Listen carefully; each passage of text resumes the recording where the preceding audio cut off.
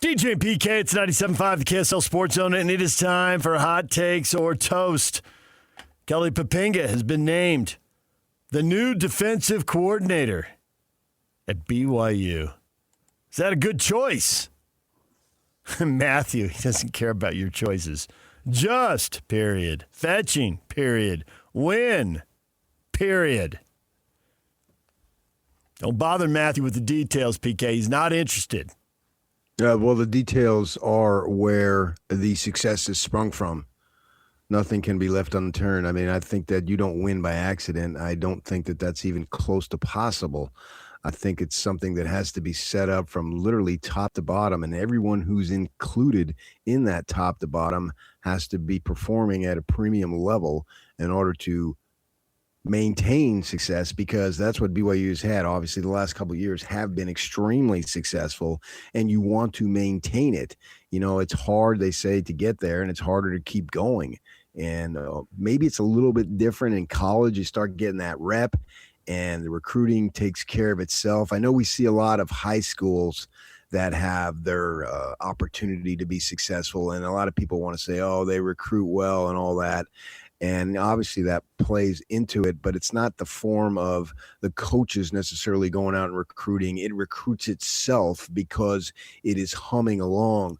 My mentor in life, my deceased brother-in-law, has state power in soccer in the Phoenix area, won 6 state titles, was one of the guys who helped get it, which seems archaic and so out of reality now, that there wasn't a boys varsity sport till like the early to mid 80s, and he's one of the pioneers. The Arizona Republic recognizes him as one of the godfathers of high school soccer, right?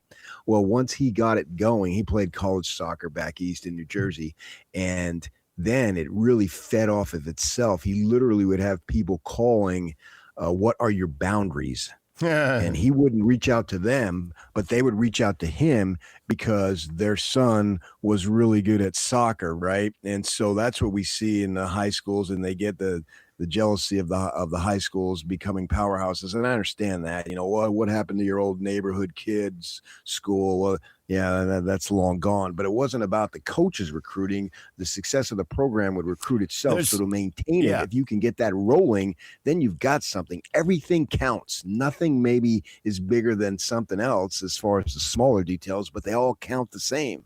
You have a story, actually, about that recruiting itself, about you teasing a coach about recruiting and landing some, I forget, linebacker, whoever it was, and the coach going, oh, just 2 more parents are going to be mad at me because that kid's not going to play. But they didn't know that. They moved him into the area. Yeah, that's a fact too, right? Yeah. And I mean, they don't tell them you can't move it in or whatever it might be.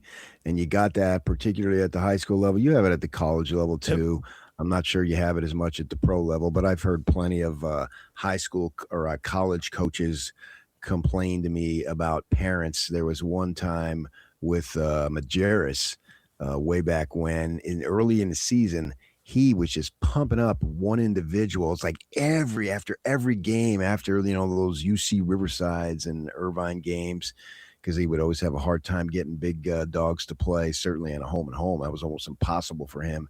And it was the hockey thing, the pass that led to the pass. And I'm a dense dude, but if I see you do something 5 times in a row, I start to wonder. And so I asked somebody, I said, why does he keep praising this player who's a nice player, but it seemed like he was going out of his way to praise this player? And the guy told me, oh, that's because the dad spent a lot of time in Majerus's office over the summer. And the guy knew, well, I mean, I figured something out, and I'm around the team every day. And so he just flat out told me. So you've got that going on there. And I really think at the college level, once you get it going, you stand obviously a better chance to keep it going. So the details of Kelly Poppinga being the defensive coordinator, the ramifications of that are huge, because when it comes down to it, right in the moment, he's making the calls and all that stuff. As far as, you know, what's going to happen with him as a defensive coordinator in the game, in the moment, that remains to be seen at BYU, because he hasn't done that yet, right? And so now he'll have that opportunity to do that. Everything else, I think it was an excellent promotion. He's the kind of guy you want on your staff because he understands the game, obviously, football family, obviously, has all those checks, but the way he deals with people, which is so very, very important, is excellent. I've seen it. I've seen it as a player. I've seen it as an assistant. I've seen it with recruits. I've seen him do it with high school coaches, all those types of things. And he represents what BYU is trying to sell. And it's not anything phony because he bought it himself as a player.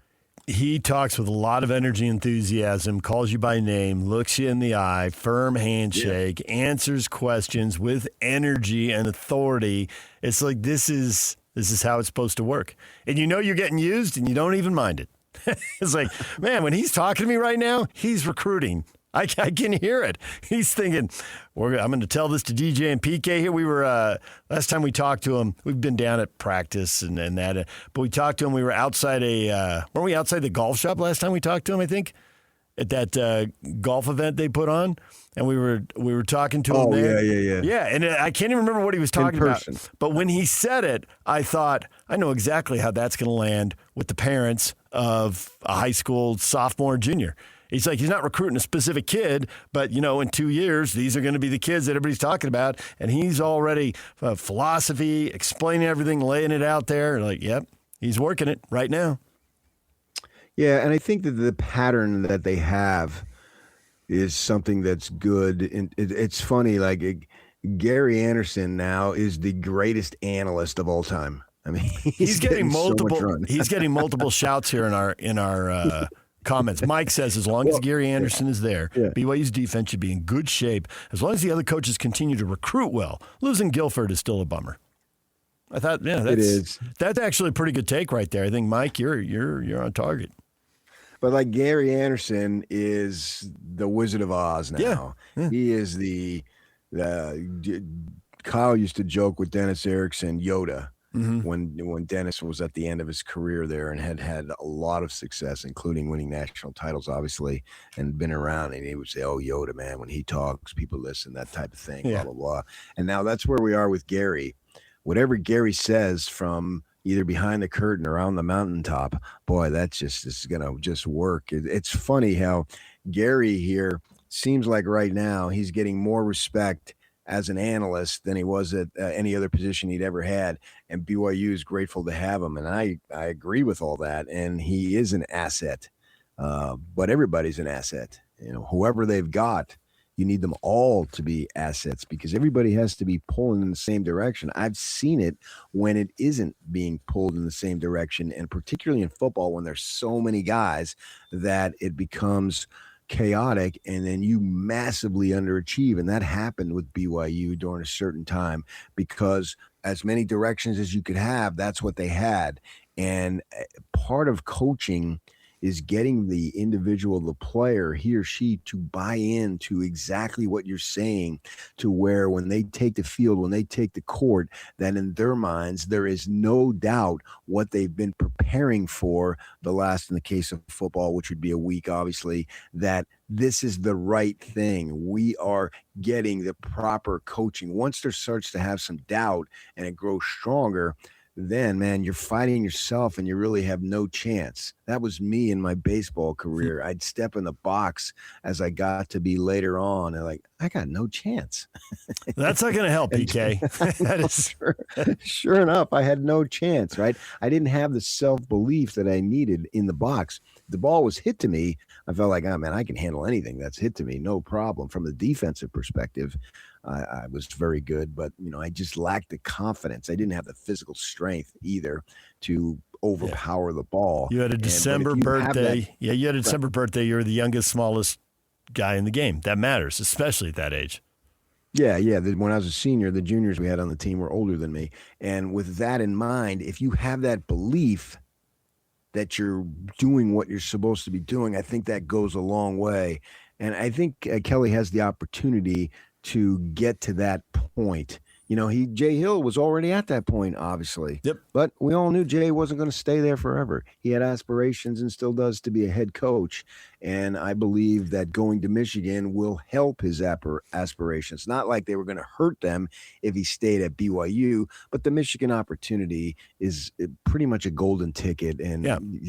you have to just wish those guys well, because in their minds, and I support it 100%, it's absolutely the right thing to do. And now Poppinga gets his opportunity, and I'm excited for somebody to get an opportunity to show us what he can do. He's been there multiple times. He's coached a couple of other places. He's coached multiple positions. He's worked under Jay. He's worked under Gary. He's worked under Kalani. It's like the time is right. I thought Right. everything lined up. As soon as you knew Jay was definitely going, I thought it lined up. I wonder what Kalani would have done a year ago. Obviously, one less year working with him. It still might have been him, but with each passing year, it just seemed like it seemed like he had to be a strong candidate. You don't know who else Kalani knows, and but he had to be a strong candidate. Keep things rolling. Why bring in somebody from the outside unless it was a slam dunk, overwhelming candidate? You had to go in that direction. But the thing that is good is that you're promoting from within because of the success that you've had. If they were middling around 500, 5-7, and what have you, they probably don't do that. But this is a sign that your program is in a great spot. Yep. DJ PK, it's 97.5, the KSL Sports Zone. An update on the Mammoth on the way. Dom Moore is going to join us at 8:30 to talk Winter Classic. Stay with us.